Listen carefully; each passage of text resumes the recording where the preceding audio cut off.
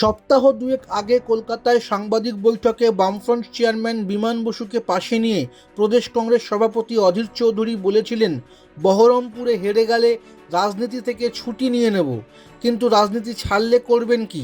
এক টেলিভিশন সাক্ষাৎকারে অধীর চৌধুরী জানিয়ে দিলেন, দরকারে তিনি বাদাম বিক্রি করবেন, কিন্তু হেরে গেলে আর রাজনীতিতে থাকবেন না।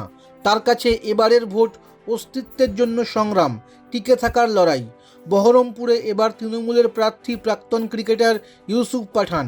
বিজেপি প্রার্থী করেছে এলাকার জনপ্রিয় চিকিৎসক নির্মল চন্দ্র সাহাকে।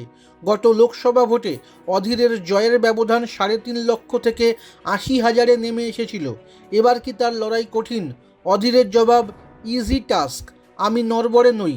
আর যদি না জেতেন? প্রদেশ কংগ্রেস সভাপতির জবাব, রাজনীতি ছেড়ে দেব। রাজনীতি ছেড়ে দিয়ে কি করবেন? তখন তিনি বলেন, কত কিছু করার আছে, দরকারে বাদাম বেচব। অধীরের বক্তব্য, তিনি আগেই বলে রেখেছেন রাজনীতি ছেড়ে দেবেন, কিন্তু মমতা বন্দ্যোপাধ্যায়কে বলতে হবে বহরমপুরে তৃণমূল হারলে সেটা মমতা তার হার বলে মানবেন।